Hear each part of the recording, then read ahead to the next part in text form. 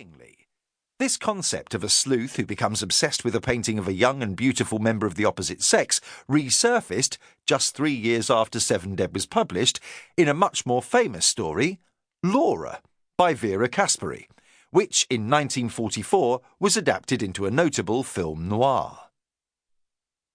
The two stories could scarcely be more different, but the coincidence is striking.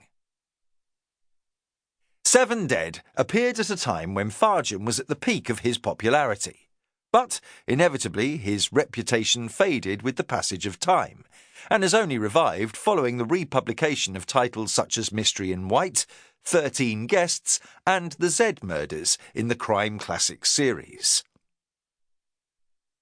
One of the pleasures associated with my role as series consultant to the British Library has been the chance to talk to family members and others associated with the literary estates of writers of the past. And these discussions have expanded my knowledge and understanding of the lives and works of authors who certainly deserve to be remembered. Joseph Jefferson Farjeon, 1883 to 1955, is a case in point. His estate is now in the care of Edward Van Dyke, who has kindly shared with me a memoir written by Alison Coate, who had a lifelong friendship with the Farjeon family, and, in particular, Joe Farjeon and his daughter Joan. Alison describes Farjeon, whose father Benjamin was himself a successful writer, as acutely sensitive, gentle and unselfish, but also a chronic worrier who was deeply troubled by the hatred he felt for his father's fiery outbursts of temper. Joe was a capable sportsman in his school days, with a particular love of cricket that is reflected in Seven Dead by the presence of a cricket ball in Haven House, yet another of the mysterious clues to the puzzle. Prompted by his father, Joe Farjeon took up acting, but he soon realised that his nervous temperament was ill-suited to a career on the stage.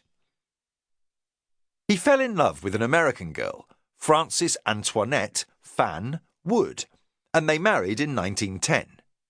Joan was born 3 years later. He was deemed physically unfit for service in the First World War, and struggled to earn a living as a journalist before trying his hand at fiction and writing plays. He turned the corner as a result of the success of Number 17, a play that was filmed twice. He also later novelised it. Yet, even at the height of his success, Alison Coates wrote, Joe's fear of not being able to earn enough drove him on. He was rarely far from his typewriter. He became a prolific novelist, but kept striving to ensure that his standards never slipped, and was meticulous in checking his work for errors.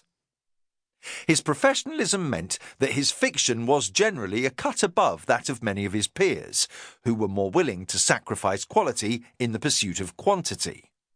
And though his books were for many years out of print, there is an eternal appeal about the gift of storytelling, a gift which Joe Farjeon possessed in full measure, as this unorthodox mystery illustrates in the liveliest fashion. Martin Edwards, www.martinedwardsbooks.com.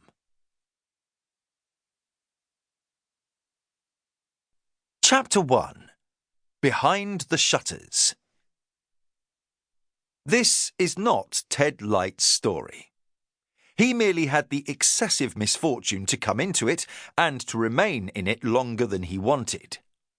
Had he adopted Cardinal Wolsey's advice and flung away ambition, continuing to limit his illegal acts to the petty pilfering and pickpocketing at which he was fairly expert, he would have spared himself, on this historic Saturday morning, the most horrible moment of his life. The moment was so horrible that it deprived him temporarily of his senses. But he was not a prophet. All he could predict of the future was the next instant, and that often wrongly. And the open gate, with the glimpse beyond of the shuttered window, tempted him. He hadn't had much luck lately. He had been brooding on that dismal fact while searching for flotsam and jetsam along the deserted shore. Pretty well all he had found there was mud, and it was mud, coupled perhaps with the depressing sound